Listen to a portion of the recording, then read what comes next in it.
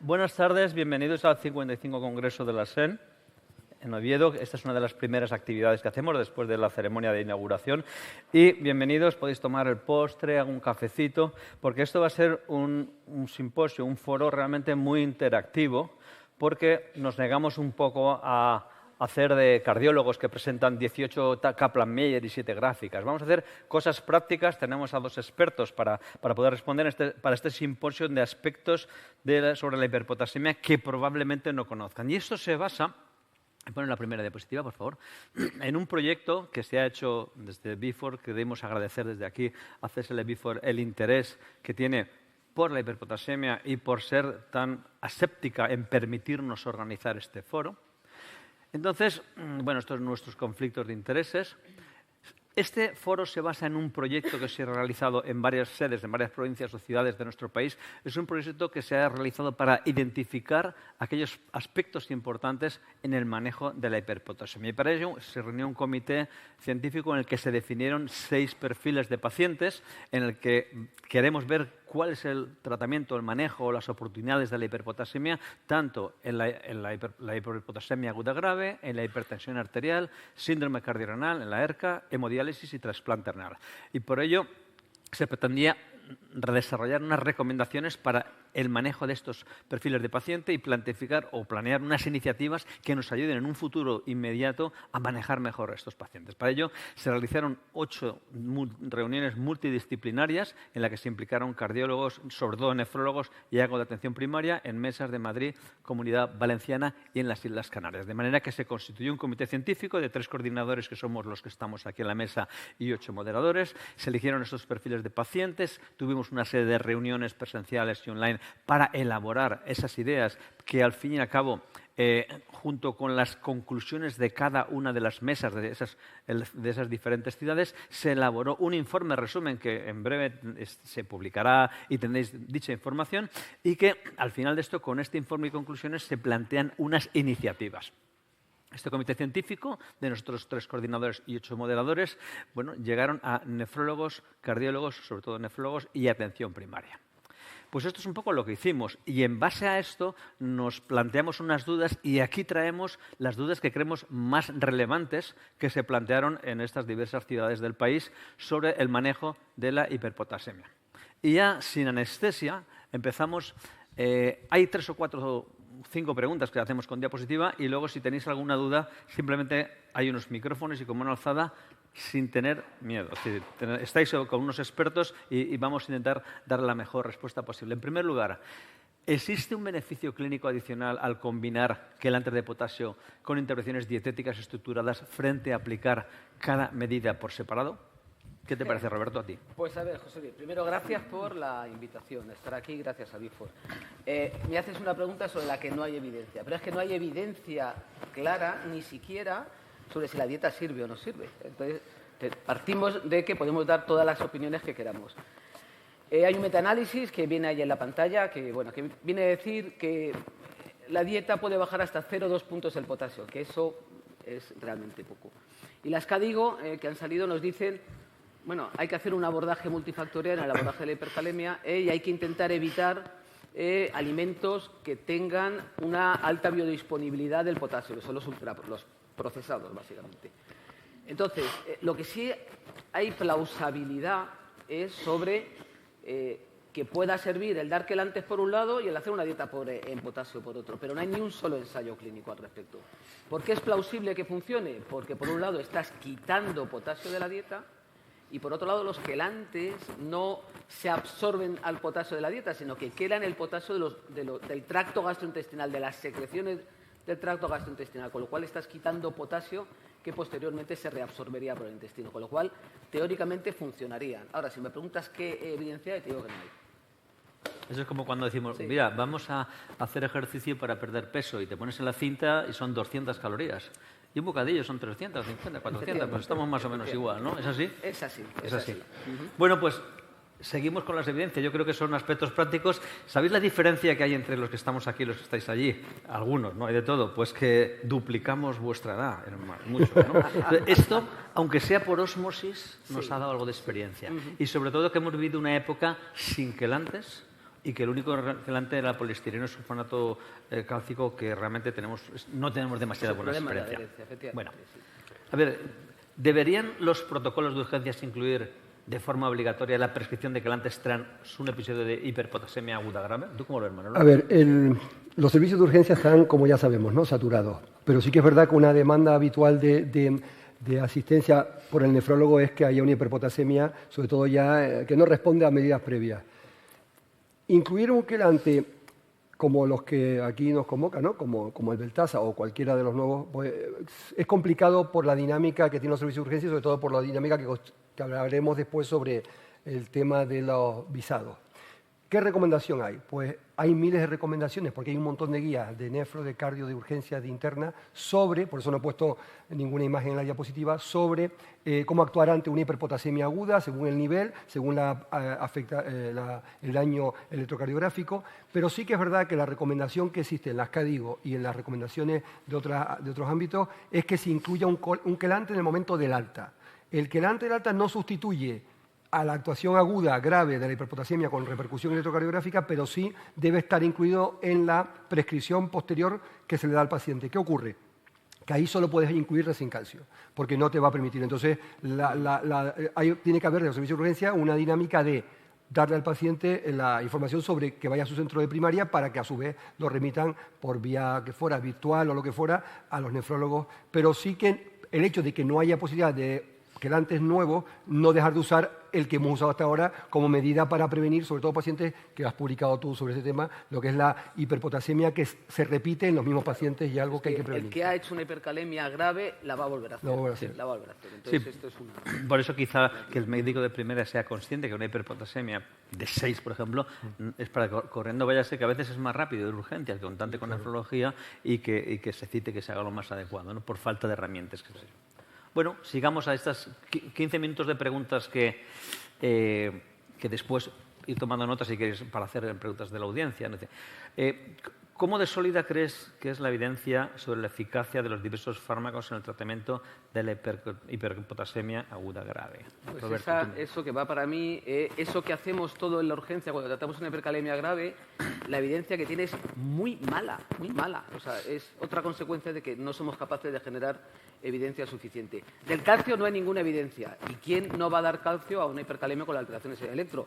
Pero no hay, no hay. Hay teorías de que estabiliza la membrana, parece que sí, tenemos experiencia, no hay ningún tipo de evidencia clara. Hay una revisión que viene ahí en la pantalla, cuál es la cita, donde analizan todos los trabajos que han analizado estrategias sobre el tratamiento de la hipercalemia aguda. Solo hay algo de evidencia de nivel bajo en glucosa con insulina, probablemente porque hay 100 y pico de protocolos distintos de glucosa más insulina y tendríamos que homogeneizarlos. Del salbutamol hay alguno un poquito, pero con lo que usamos habitualmente poco, que es el salbutamol en inhalación, ninguna sobre el bicarbonato. Y sí hay evidencia de que los quelantes sirven para evitar la recurrencia.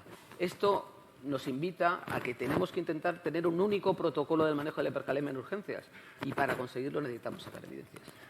Un comentario sobre esto que surgió en esos debates que hicimos fue la idea que tenemos muchos, eso, no solo sobre el calcio, sino el bicarbonato, que Roberto ya nos podrá responder, y sobre el salbutamol, que recuerdo que fue un artículo que se publicó por un español, Montoliu, que trabajaba en Lleida, y lo publicó en American Journal of Medicine, que como es un beta estimulante, mete el potasio en la célula. Y bueno, algunos lo hemos usado. Y me gustaría hacer el comentario del bicarbonato porque sí quedó. Y otra cosa, y siempre también te pregunté aquella vez, los pacientes con digoxina da la impresión de que están protegidos contra las hiperpotasemias, porque aparte de tener un fármaco que estabiliza la membrana, la digoxina es tóxica con la hipo. Entonces, era una cosa que te pregunté también y a lo mejor en el momento. Sí, bueno, a ver, aquí el salbutamol, la enfermedad renal crónica, en pacientes con enfermedad renal crónica avanzada de hipercalemia, no funciona en el 40% de los casos y no está muy bien estudiado por qué. El bicarbonato no vale, absolutamente no vale para nada. Lo puedes mandar para corregir la acidosis metabólica subyacente que puede influir, pero va a tardar más de 2 horas en hacer efecto. Estamos hablando de una hipercalemia aguda. Con lo cual, en ninguna guía, y no hay guías, en ninguno de los consensos lo recomiendan como tal, que tienes que tratar la acidosis metabólica, pero no es una medida para bajar de forma aguda el potasio. Y luego, respecto al calcio, el calcio es muy interesante y la digoxina, porque siempre tenemos en la cabeza el mensaje. El calcio hay que ponerlo siempre que haya alteraciones de electro para estabilizar la membrana miocárdica. Y no se puede dar en pacientes con digoxina porque puede aumentar su toxicidad. Bien, evidencia clara al respecto no hay. Y comunicaciones de uso de calcio en gente con digoxina hay un montón y no hay evidencia de que sea perjudicial. Nos sigue faltando lo mismo. En efecto, incluso se ha dicho en algunos estudios que si tienes un paciente que os llega a urgencias y no tiene 7,5 de potasio, que tiene un potasio menor, decían incluso los autores de no dar salbutamol porque si lo metemos dentro de la célula no lo podemos dializar. Es decir, fijaos qué ha pasado con los betabloqueantes en la insuficiencia cardíaca crónica, que era algún estudio, que si el paciente está estable y no tiene problema y la FEBI no está reducida, hay que suspenderlos porque hay menos mortalidad. Tenemos que acostumbrarnos a trabajar con evidencias, porque todo lo que estamos haciendo, y no voy a decir que levantemos la mano, porque digo, ¿cuántos de vosotros habéis dado en la última por potasemia bicarbonato, salbutamol antes de diálisis? Obviamente, es que lo hacemos todos, pero estamos acostumbrados a trabajar en base a lo poco que hay y en nefrología ya es hora de que nos basemos en evidencia. Es un poco lo que queríamos transmitir con esto. Muy bien. ¿El uso del cantes de potasio permite controlar mejor la hipertensión refractaria, Manolo? Bueno, la hipertensión refractaria saben que es un reto. Habría que establecer bien cuáles son las necesidades en el manejo de la hipertensión, pero si refractaria hablamos de aquel que con 3 fármacos y no se consigue una cifra por debajo de 160, ahí ya lo decía el que escribe las guías de la JNS, que son Chobanian. Y la paradoja es que sabemos mucho de hipertensión, pero no se controla. Este New England de hace ya unos años sigue estando en la mente mía y de muchos porque es algo que es un reto. De hecho, en la otra imagen se ve ahí cómo le recomiendo, ese es un New England que salió hace poco sobre fármacos en hipertensión y pone ya los inhibidores de la aldosterona reductasa, que parece que abren una puerta ahí de control, pero sí que yo diría que limitan. Efectivamente, si tú tienes una hipertensión refractaria y quieres tratarla adecuadamente, tienes que optimizar a dosis máximas del bloqueo del sistema y de fármacos asociados que pueden desarrollar hiperpotasemia. Utilizar quelantes beneficia ese posible control porque te tranquiliza saber que no va a haber riesgos en situaciones estándar. Paso a la siguiente porque hay un comentario más. Y esto todavía refuerza más esta idea. Somos bastante tolerantes con la falta de alcanzar los objetivos de la hipertensión. Esa imagen de la izquierda, que se ve una gráfica ahí en descenso, es un artículo que salió hace años en el Circulation y demuestra que a más años pasan de que te has licenciado como especialista, en este caso de cardiología, menos exigente eres a la hora de llegar a las cifras de hipertensión, de control de hipertensión. Curioso, ¿no? Te acomodas, ves que no pasa nada, etcétera. Y en las guías CADIGO, en esto es una imagen sustraída de estas guías, viene a decir que ante hipercalemia o alteraciones ya más graves de esto, hay que ajustar dosis de fármacos y el acompañarlo con un quelante ayuda a optimizar el tratamiento. Ojo, si tienes un paciente con más de 4 fármacos para la hipertensión, algo estás haciendo mal o no se lo está tomando, que es lo que hay que demostrar. La falta de adherencia en la hipertensión es el 40%, o ha tenido algún evento por alguna circunstancia, un ingreso que le han suspendido fármacos y no está tomando lo que tú realmente crees que está haciendo. Yo creo que es importante esto porque ahora nos viene aquí, hay algún compañero mío que estamos trabajando en los estudios y más de uno también lo estáis haciendo en inhibidores de la aldosterona sintasa que has comentado, Manolo. Son tremendamente eficaces en la reducción de la albuminuria, 52%, y tremendamente eficaces en la corrección de la presión arterial, pero la hiperpotasemia está sobre el 10-11%. Entonces, tenemos grandes fármacos que nos van a obligar a monitorizar la hiperpotasemia. Y si tenemos estas grandes ventajas, imaginaos que controlamos el 100% de nuestros pacientes con hipertensión. En los ensayos clínicos estamos quitando 2 y 3 fármacos cuando añadimos vastrostato o vicadrostat. Porque es que es brutal para la hipertensión refractaria, como hemos hoy. Entonces, pero claro, hay que pagar un precio, que es la hiperpotasemia, y ese paciente con ese control, ¿le vas a condenar a no tener ese beneficio por no tener un quelante? Bueno, lo dejamos ahí en el medio y es el futuro que nos llega a corto plazo. Bueno, siguiente es, ¿cuál es la mejor dieta para prevenir la hiperpotasemia en el paciente con enfermedad renal crónica? Roberto, ¿tú qué opinas? ¿La evidencia o lo que pienso? Lo que piensas, evidencia lo no que hay, piensas, porque evidencia sabemos que no hay. Sabemos tu opinión como experto. Con dieta. Entonces, hay mucha opinión, hay muchos estudios observacionales que nos vienen a decir que la dieta de no tomes cosas ricas en potasio no vale. Esa no es una dieta válida porque privamos a los pacientes de dietas cardiorrenometabólico saludables, que es como se dice hoy en día. Hepático. Entonces, lo que sí se sabe es que los vegetales no tienen tanto riesgo de inducir hiperpotasemia las frutas y verduras. ¿Por qué? Porque la biodisponibilidad está mucho más baja que el suplemento E124 que vienen en muchos de los productos procesados que consumimos habitualmente. Y luego aumenta el contenido en fibra, con lo cual mejora el tránsito intestinal, que es muy importante, sobre todo en pacientes con enfermedad renal crónica. La opinión de todos, y yo me sumo a ella, de todos los que, bueno, pues que hemos leído algo sobre la hipercalemia, es que la dieta mejor es la dieta mediterránea o la dieta esta pobre en sal que dice la OMS que hay que tener, que serían dietas que cumplirían a priori el requisito de que serían las menos hipercalemiantes, teniendo en cuenta el beneficio cardiosaludable que implica. Y con eso te contesto, creo. Bien. Vamos a pasar a hemodiálisis, que es otro melón más difícil de abrir, si ponemos, ¿no? En hemodiálisis los intercambiadores ¿hay que usarlos todos los días? ¿Solo los días de hemodiálisis? ¿Cuál es tu opinión? Bueno, yo esta pregunta me parece que era para Roberto, esta es mía. pero la vamos, contestas, pero bueno, le damos al experto que... Los dos podéis hablar. A ver, en esto sí hay evidencia. Tenemos ensayos clínicos no muy amplios, pero ensayos clínicos que dicen que la hiperpotasemia en hemodiálisis disminuye si utilizamos quelantes de potasio. La duda es, ¿todos los días o solamente los días de no diálisis? Pues con ciclosilicato de circonio se ha estudiado dando solamente los días de no diálisis y es eficaz. Con patiromer se ha estudiado dándolo todos los días y también es eficaz.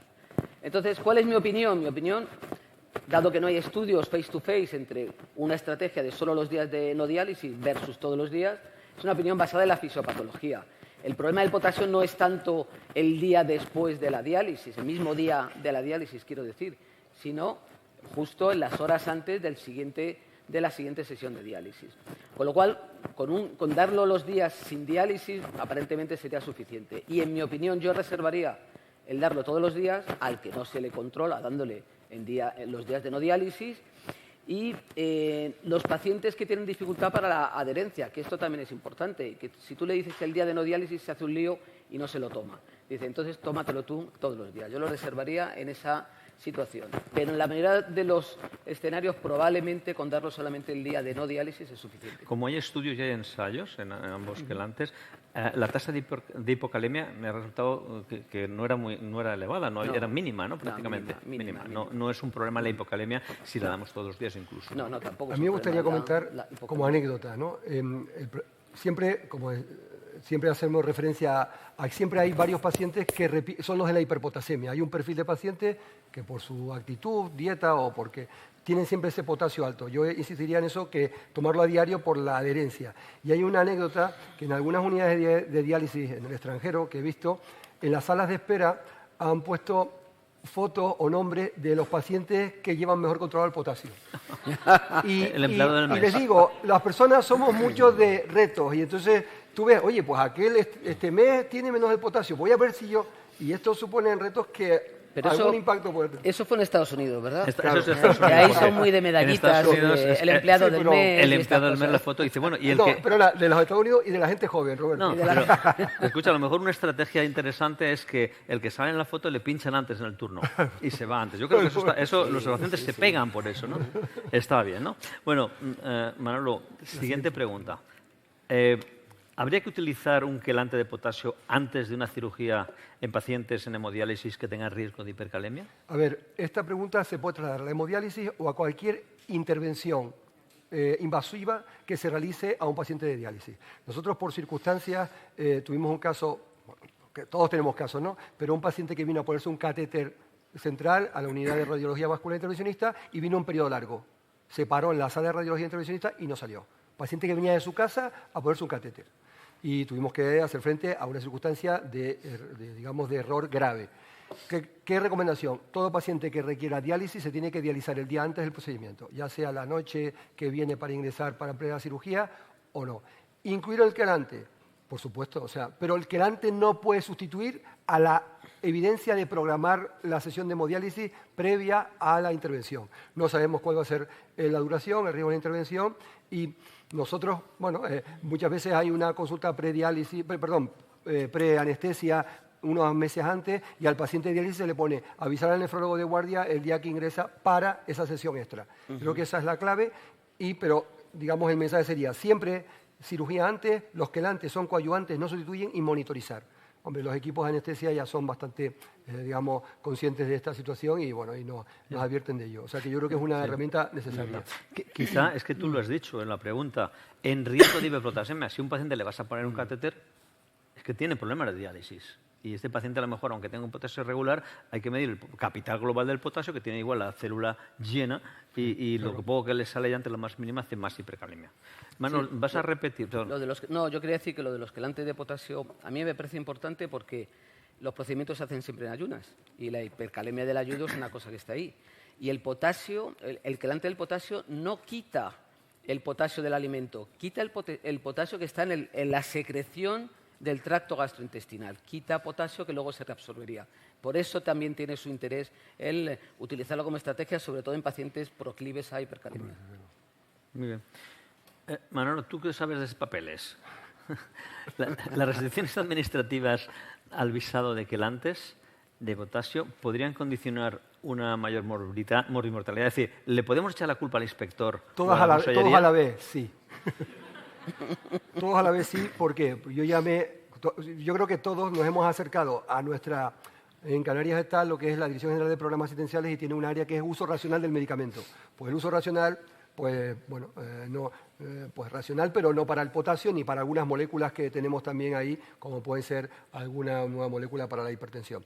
¿Qué ocurre? Que el visado, y esa es una imagen, te pregunta primero si tiene un quelante previo que no tolera, que es el resincalcio, segundo si tiene o que tenga al mismo tiempo un tratamiento con inhibidores del sistema renina-angiotensina porque produzcan hiperpotasemia. Pero sabemos que hay pacientes que esto no lo cumplen y siguen teniendo hiperpotasemia, tienen cifras de filtrado alteradas.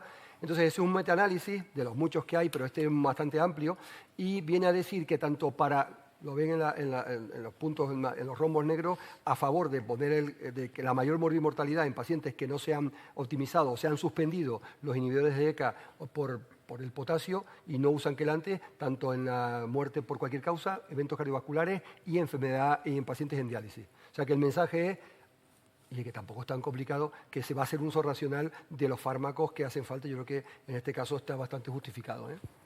Muy bien. Roberto. ¿Cuál es la mejor estrategia educativa? Esto es que lo discutimos mucho en las reuniones, ¿no? Y al final creo que se dieron bastantes ideas para pacientes con hiperpotasemia sobre dieta y quelantes, hacer talleres presenciales, materiales digitales, interactivos, aplicaciones con soporte en tiempo real. Cuéntanos tu experiencia, que yo creo que aportaste ahí bastantes cosas interesantes. A ver, no hay estudios que hayan hablado de estrategias educativas para prevenir la hipercalemia. Hay algún programa activo en entorno web, que es el Kidney Beam, que he puesto ahí las señas abajo, pero sí hay mucha experiencia de cómo empoderar a los pacientes crónicos, los pacientes cerca, los pacientes en diálisis. Y de lo que se puede deducir de esa experiencia es que un solo canal no sirve, hace falta una serie de cosas. Y personalizar y retroalimentar al paciente es lo que probablemente más influencia tenga en que ya incluya los hábitos para la dieta o la toma del quelante lo interiorice en su práctica diaria. Y aquí el papel de la enfermera y enfermero y el dietista renal es fundamental. Y ahora que tenemos tanta tecnología, las apps es una oportunidad siempre que el paciente vea un valor añadido. Entonces, un modelo híbrido que yo propongo y que se debe de ir haciendo en coordinación con el personal de enfermería de ERCA o con la enfermería de atención primaria es hacer sesiones presenciales iniciales y posteriormente darle materiales, que pueden ser enlaces a vídeos, un QR para que se descarguen cosas, o una app o una plataforma digital donde entrar y que te permita llevarle recordatorios y alertas, pues alertas de que te tienes que tomar el quelante, alertas de que cuál ha sido tu cifra de potasio del último mes, y eso es superior en otros escenarios, no en el de la hipercalemia, pero seguro que va a ser superior a lo que es dar la hoja de información que damos en consulta habitualmente. Muy bien, yo creo que sí. De todas maneras, es complicado competir con la información que existe de medios de todo tipo, pues empresas alimenticias, empresas poco de o influencers, que es peor. Influencers que te dicen potasio es muy sano y toma potasio y de hecho es mejor para la función celular y estas cosas, pues es complicado. O sea, sí. Esas reuniones presenciales son básicas para para quitar esa cuota de efecto, ¿no? No, quizá se propuso, ¿no? En las consultas la gente está esperando, a veces espera 5 minutos y se estresa. Poner QRs en las consultas, Poner ¿no? QR, en la nosotros consulta de tenemos, actividades, de cosas educativas. Estamos trabajando con Primaria, ya lo tenemos escrito, el decálogo frente a la hipercalemia para los pacientes, que es un QR que se descargan. Y también yo creo que ahora, gracias a ChatGPT y similares, vamos a poder tener más posibilidad de poder ofertar una opinión individualizada para los pacientes. Eso es interesante, quizás es una de las estrategias que salga de este proyecto adelante. Un chatbot dedicado para frenar la hipercalemia en pacientes, sí.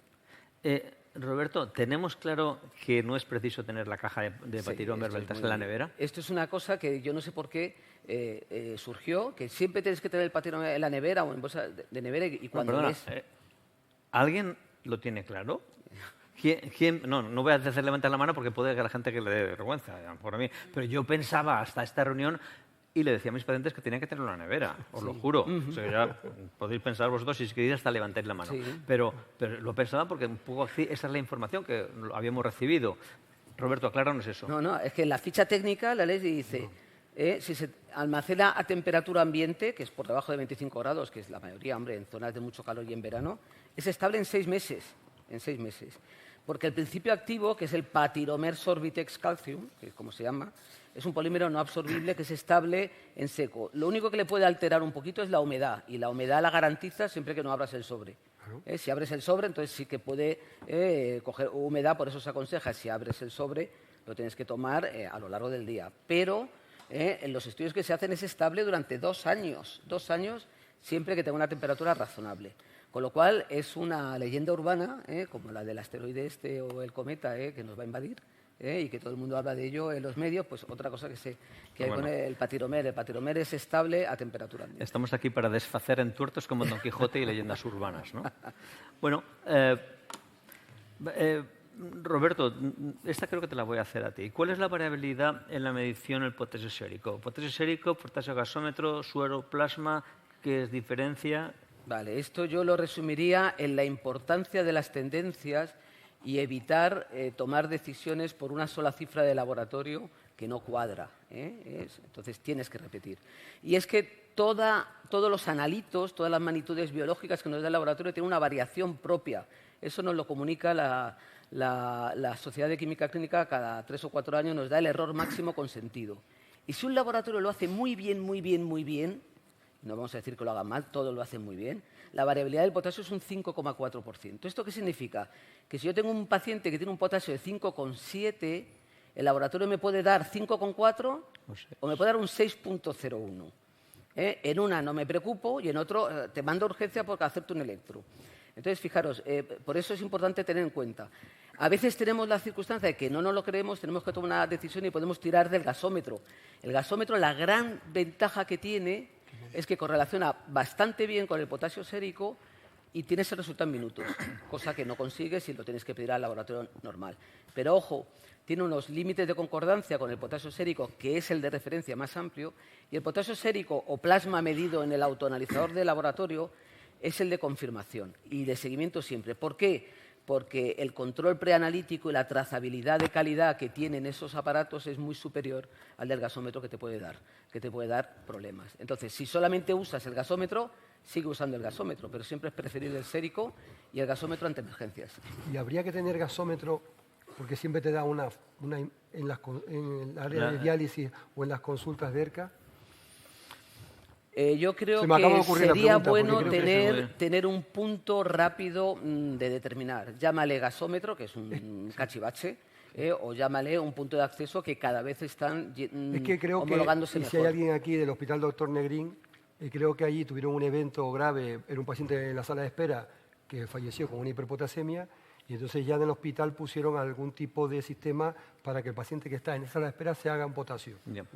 No sé si hay alguien del Negrín aquí que lo... ¿Alguien de la sala tenéis gasómetro en el área de diálisis para hacer inmediatamente un...? Sí, lo digo porque es una situación que a veces ayuda muchísimo. Me puede algo que te lo den, un potasio, un bicarbonato, una hemoglobina. Sí. Entonces puede haber... Vale. Un point of care, como se usa en muchos sitios, sí. Perfecto. Muy bien. Chicos, vamos acabando, vamos. Eso es un podcast. Roberto, tú estás aquí un poco... ¿Sirve de algo medir el cociente potasio-creatinina en orina en un paciente con hiperpotasemia o con riesgo o riesgo de hiperpotasemia? Sí, porque yo soy un defensor de la orina, ya sabéis, los que me conocéis. El cociente potasio-creatinina es el marcador más sencillo, porque solamente utiliza muestras simples de orina, no necesitas sangre, para estimar la capacidad renal de secreción de potasio. Entonces, nos sirve para esto y nos puede servir para monitorizar el efecto de fármacos correlacionándolo con el potasio sérico. La doctora Rubio, que está aquí presente, va a presentar justo a primera hora después de la cena del Congreso, el sábado, una comunicación que es cómo cambia la finerrenona la excreción del cociente potasio-creatinina en orina. Y es que damos un fármaco que te lo va a interferir y se ve muy bien en esa gráfica como la pendiente que correlaciona el potasio-creatinina con el potasio baja.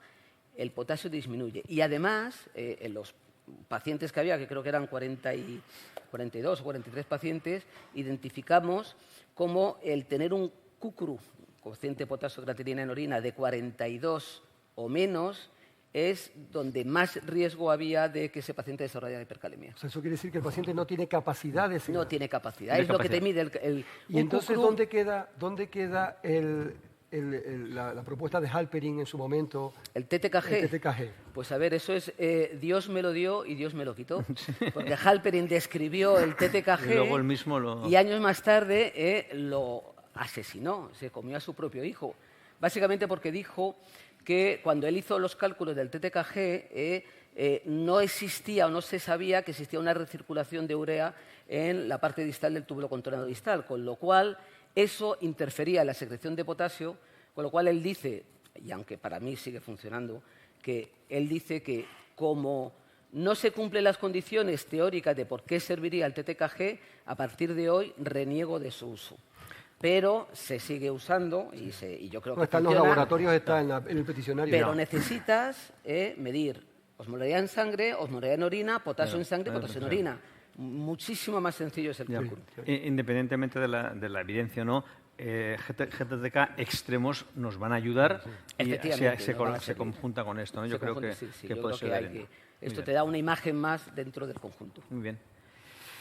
Bueno, pues además de, Roberto, hoy vas a cobrar más porque te estoy lanzando más preguntas, creo que encajan más contigo. Además de fármacos y dieta, ¿qué debes preguntar y no haces al paciente con hiperpotasemia? ¿Qué trucos del almendruco? Pues mira, siempre preguntamos por fármacos y siempre preguntamos por alguna hierba o la dieta. ¿Qué dieta estás haciendo? ¿Has tomado muchos cacahuetes, muchos frutos secos, muchos naranja? Y no le decimos...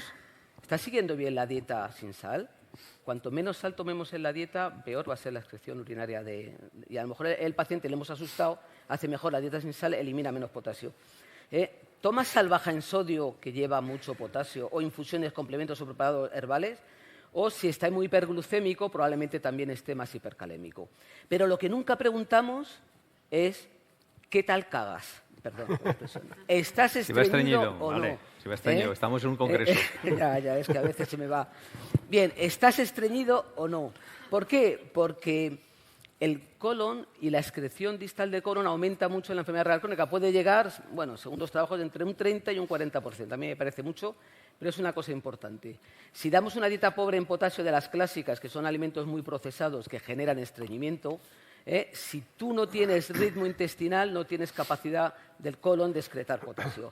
Nunca olvidaros de preguntar a vuestros pacientes con tendencia a hipercalemia cómo está su ritmo intestinal.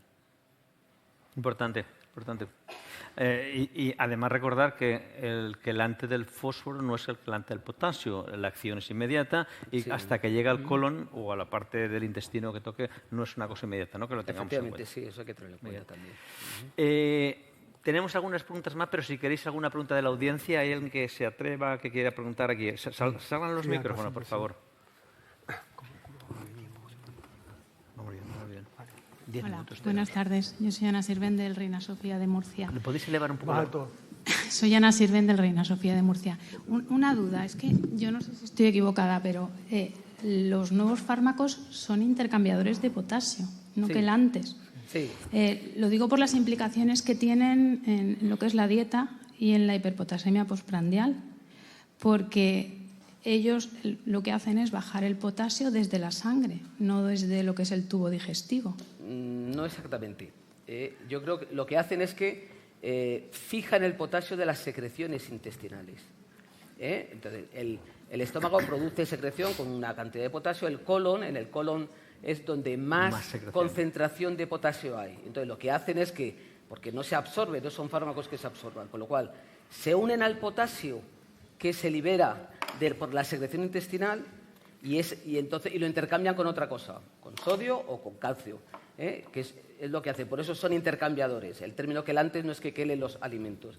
Y ese potasio, ya como no está en equilibrio, favorece que se secrete más desde el espacio intravascular al colon. Entonces, la influencia sobre la hipercalemia postprandial, yo no sé si se ha estudiado si estos quelantes alteran la hipercalemia postprandial que existe, porque hay muy pocos estudios al respecto. Pero teóricamente igual sí que deberían de bajar un poco la hipercalemia postprandial, pero no porque se tomen con las comidas. Sí, el problema que tenemos con el potasio es que no tenemos ensayos clínicos con esto. Ese es el problema fundamental. Yo lo que sí que recuerdo es una editorial del grupo de Juan Jesús Carrero, que decían que los nuevos intercambiadores de potasio precisamente no podrían prevenir frente a lo que es la hiperpotasemia postprandial porque no van acopladas a la ingesta de potasio. Claro, o sea, si tú haces mucha ingesta de potasio, por eso el abordaje no solamente es el quelante. Por eso el quelante probablemente, le llamamos quelante porque intercambiador de potasio es que es más largo. Sí, pero eso no va a prevenir que nosotros también tengamos cuidado con el aporte de la dieta. Pero es verdad que los ensayos, y que en esto sí que hay con los nuevos quelantes, nos dicen de forma clara que el número de episodios de hipercalemia disminuye y que la hipercalemia recurrente disminuye y el potasio medio baja con poco riesgo de hipocalemia en nuestros pacientes renales. De acuerdo, muchas gracias. Secundino, cuéntanos. Bueno, yo felicitaros, pero yo creo que la última pregunta debería ser la primera. Si el paciente está estreñido o no. Esa es la clave. Porque la retención, el estreñimiento es una de las causas más importantes, junto con el ayuno, de la hiperpotasemia. Y el estreñimiento que afecta al 12% de la población mundial y al 40% de nuestros pacientes constituye un gran promotor de la hiperpotasemia.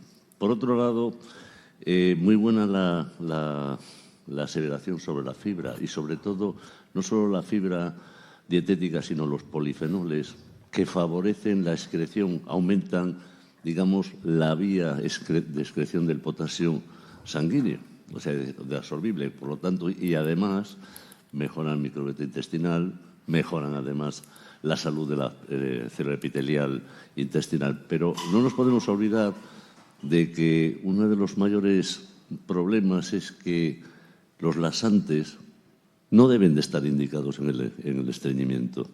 El laxante lo que provoca es un aumento de un peristaltismo y un daño colónico e irritación de la mucosa intestinal y favorece todavía más, aunque descargue parcialmente, el problema sigue estando ahí. Es decir, la dieta debería ser, concretamente, en fibra soluble y polifenoles, deberían ser la primera y quitar el mito de que las plantas, o sea, la plant-based diet es la causa de hiperpotasemia. Al contrario, cuanto más comes, menos potasio tienes.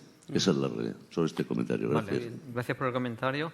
Si hay una pregunta, mira, hay una cosa que me viene a la mente, yo creo que es importante porque los nefrólogos nos enfrentamos con cierta frecuencia a situaciones de hipoaldosteronismo hiporrenémico, en pacientes sobre todo diabéticos o incluso con funciones renales bastante preservadas.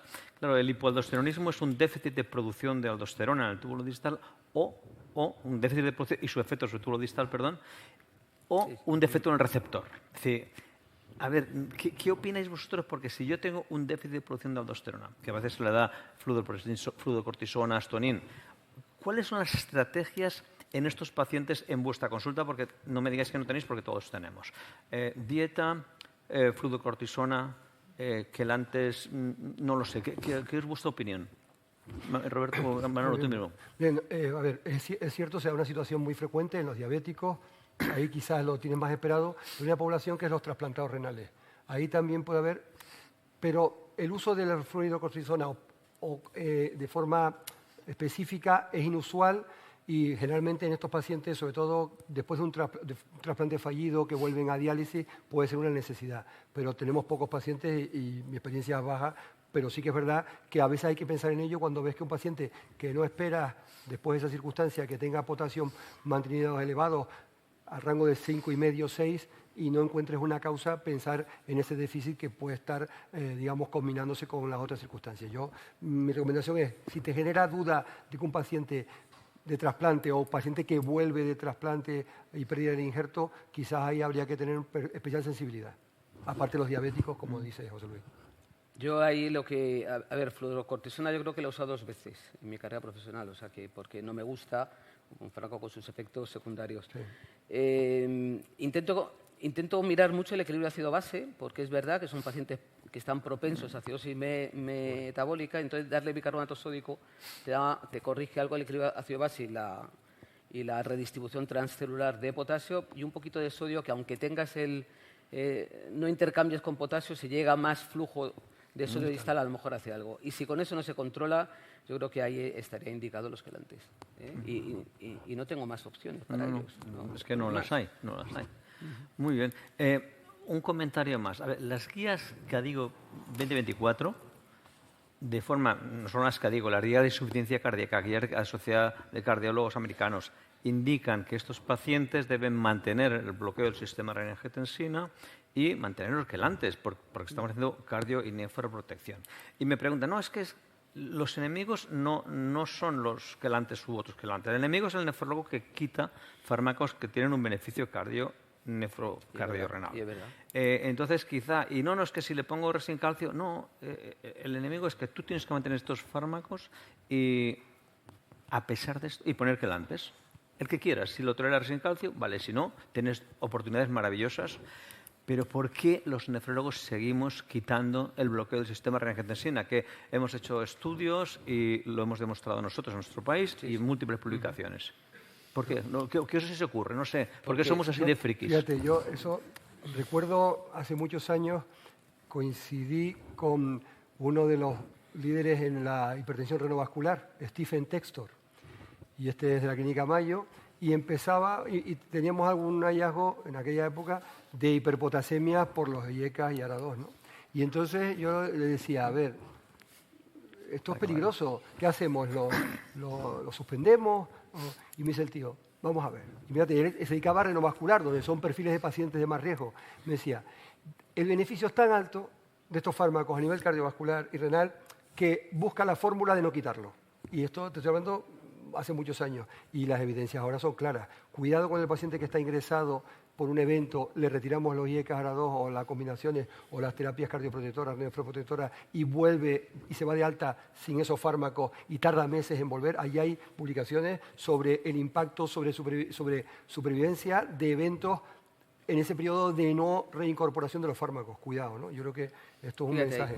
Ahí yo creo que hay un pequeño número de compañeros que lo quitan porque el efecto va a ser beneficioso a corto plazo, pero es un cortoplacismo que no se admite hoy. Pero esos son los menos. Yo creo que es un problema de falta de protocolización, porque lo quitamos en el ingreso, le ponemos en el informe de alta, dentro de una semana se reintroducirá y al final eso se pierde y como ha hecho una hipercalemia en primera no se pone.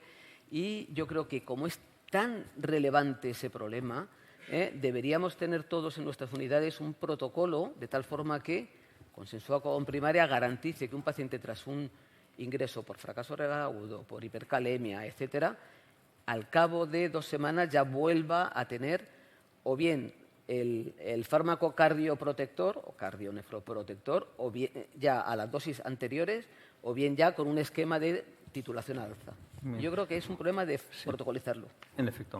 Eso, por ejemplo, a los cardiólogos no le pasa porque sacan unas guías y van a misa. Nosotros somos tan frikis que queremos saber el porqué del porqué y no nos acabamos de fiar, ¿no? Sacamos unas guías y las criticamos. Exactamente. Bueno, para acabar, que tenemos 2 minutos, voy a romper un melón. Fuera de programa. Quelantes, nuevos quelantes con sodio. ¿Cuál es vuestra opinión sobre esto? ¿Tenemos que tenerlo en cuenta? ¿Es importante? ¿No es importante? ¿Es relevante? Lo relevante es, obviamente, evitar la hipercalemia. No sé, ¿cuál es vuestra opinión? y si no os queréis mojar, pues no os mojáis. Pero yo quiero que la audiencia que ha venido aquí se merece un respeto y por lo menos que nos mojemos.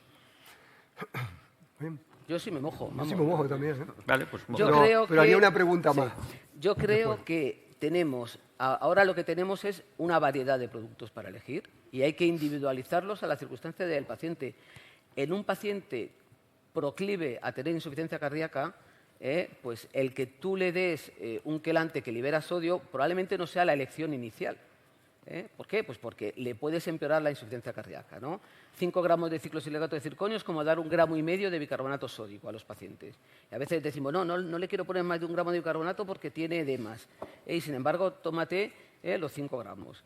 Al igual que el patiromer, pues tienes que tener cuidado en algunas circunstancias en las que dices, bueno, si tiene tendencia a la hipomagnesemia, cuidado que a lo mejor puede ser. Es decir, que yo creo que tenemos herramientas para darlo. Se ha demostrado, y hay trabajos recientes, metaanálisis, que en uso real el dar mucho aporte de sodio a nuestros pacientes renales con insuficiencia cardíaca puede generarle problemas de sobrecarga de volumen. Ahí tenemos que monitorizarlo, si hace falta hay que aumentar los diuréticos o no, o sencillamente utilizar otro. Yo creo que la ventaja es que tenemos más de un fármaco para poder utilizar e individualizarlo a los pacientes. Manolo, ¿tú qué opinas? Sí, yo opino como Roberto, pero hay una cosa que no está publicada. De hecho, en su momento se lo pregunté a Roberto y también a Jordi Bover, que nos presentó ahí esos datos, que en población en diálisis no hay estudiado el efecto de un quelante frente a otro en el aumento de peso en periodo largo de diálisis en aquellos pacientes que usan intercambiadores con sodio. O sea que una población fácil de estudiar es decir, población en diálisis con un quelante, otra con otro, y ver cuáles van a diálisis con más peso que otros, que lo asumimos que es una retención de sal asociada al fármaco, sustrayendo el efecto de la dieta, historia de pesos prediálisis previo, pero yo creo que es algo que no está publicado y algo que podría reforzar esa idea que el efecto de la retención de sodio y agua de algunos quelantes pues podría ser justificar el uso de uno u otro. Otro comentario es, ¿cuántos hospitales tienen los dos intercambiadores nuevos en su farmacia hospitalaria? No, levante la mano, porque nosotros tenemos los dos, pero no es Ahora habitual. tenemos uno, solo uno. ¿Creen que haría falta tener los dos? No. Yo creo que no. Vale. Yo creo que es más de forma crónica y ambulante. Hombre, todo lo que tengan es más bienvenido, pero en general yo no creo que sea imprescindible. Bueno, necesitamos protocolos, necesitamos estudios, necesitamos protocolización, necesitamos evidencias, pero mientras yo creo que en este simposio sobre aspectos sobre la hiperpotasemia que probablemente no conocías, quiero agradecer a los dos ponentes que se han mojado, que es lo que queremos, han respondido a las dudas que tenemos y espero que este simposio os haya ayudado a vuestra práctica, porque al fin y al cabo va a ser mejorar el pronóstico de nuestros pacientes y agradecemos a Vifor CSL habernos dejado hacer este simposio en nuestra forma y de una forma absolutamente aséptica y sin imponer nada. Muchísimas gracias por estar con nosotros y a continuar el congreso.